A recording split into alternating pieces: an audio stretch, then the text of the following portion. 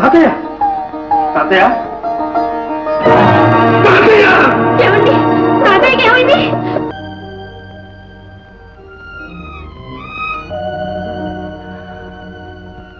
మావయ్య నాని చెప్పుకోగల ఒక్క నువ్వు కూడా లేకుండా పోయావు.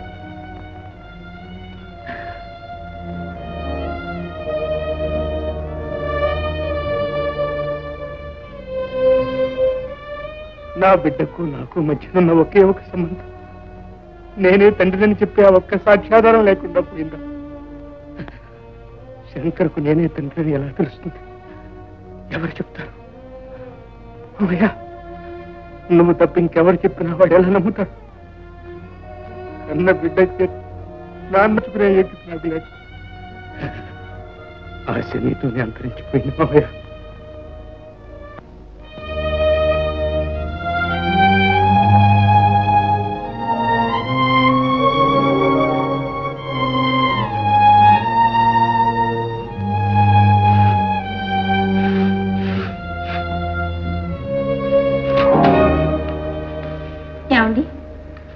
ఇన్ని కవర్లలో ఒకటైనా ఉద్యోగం తెచ్చిందా? చచ్చింది. కొన్ని ఉద్యోగాలకు మన చదువు ఎక్కువ, కొన్ని ఉద్యోగాలకు తక్కువ. మన చదువులే గుమాస్తాగిరికి తప్ప పనికిరావు. ఆ ఉద్యోగాలు ఎన్నని ఇస్తారు, ఎక్కడి నుంచి తెస్తారు? కాదు పార్వతి, మనమే పొరపాటు చేశాం. ఏ డిగ్రీయో తెచ్చుకునేదాకా మనం పెళ్లి చేసుకోకుండా ఉంటే బాగుండేది. అప్పుడు అయ్యగారికి పెళ్ళాం కావాల్సి వచ్చే. ఇప్పుడు 2 పూటలకి బొవ్వ తేవాల్సి వచ్చాయి. పెళ్లి కావాలనుకున్నాం అయింది, బువ్వ కావాలనుకుంటున్నాం వస్తుంది. అధైర్యపడకండి. ఇదిగో పార్వతి, ఇలాంటి చచ్చు కబుర్లు చెప్పక తాతగారు పోయినాటికి మిగిలిందంతా తవ్వుకుని తినేశాం. కూర్చుని తింటే కొండలు కూడా ఉంటాయా? కబుర్లకి కబుర్లు. పర్వాలేదు కానీ నా మెడలు తీసుకెళ్ళి అమ్మేయండి. అమ్మేద్దాం. అమ్మి పాడుపడ్డ దొడ్డంతా బాగు చేసి కూరపాదులు మొక్కజొన్న వేద్దాం ఉన్నారుగా. వేద్దాం, వేసి పండిద్దాం. పండిద్దాం, పండించి మార్కెట్లో అమ్ముదాం. అమ్ముదాం, అమ్మి డబ్బు తెద్దాం, తిందాం, హాయిగా ఉందాం. డబ్బు తెద్దాం, తిందాం. హాయ్ అంటే ఏమిటి? ఇలా ఇన్ని కష్టాల్లో కూడా ఇంత ఆనందంగా ఎలా ఉండగలుగుతుంది? మీరు ప్రక్కన ఉన్నారు కనుక. సోదరి మాడారా, మంచి కాఫీ దొరుకుద్దా నాయన ఇక్కడ? పోనీ సోడా దొరుకుతా? సోడా, ఐస్ వాటర్, మంచినీళ్ళు కూడా దొరకవయ్యా ఈ ఊళ్ళో. అవును, మనం అన్ని పల్లెటూళ్ళు, మన దేశం అంతా పల్లెటూళ్ళే. మనిషి సస్తున్నాడు అంటే మందు దొరకని ఊళ్ళు, సచ్చిన వాడిని మోసుకుపోదాము అంటే దారి డొంకా లేని ఊళ్ళు, చచ్చేడు అని టెలిగ్రామ్ ఇద్దామంటే పోస్ట్ ఆఫీస్ కూడా లేని ఊళ్ళు.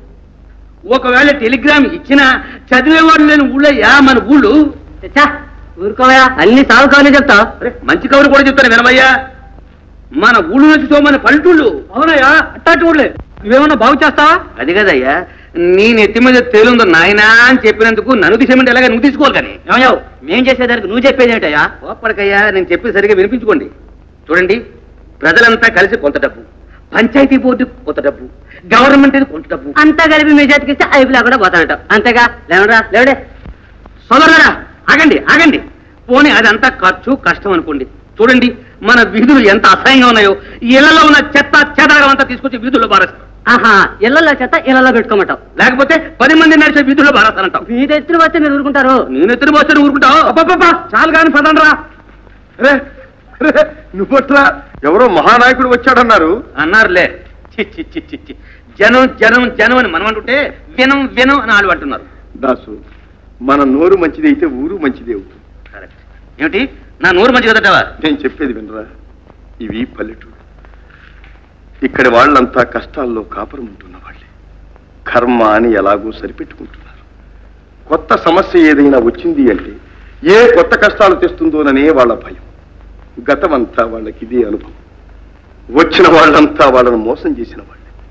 దాసు, ఏదో స్వరాజ్యం వచ్చిందంటున్నారు కానీ నాయన, అది ఇంకా మా దాకా రాలేదు బాబు. తెస్తామంటే వద్దంటారు కదా కర్మ. ఏమి అనరు. రాగలరు ఎక్కడికి? మా ఇంటికి. నేను సస్తే రాను.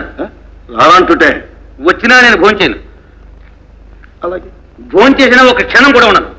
అలాగే. సరే పద. దాసు దాసే లేకపోతే ఫీజు అనుకున్నావా పదరా పదరా బాబాయ్తో సరసానికి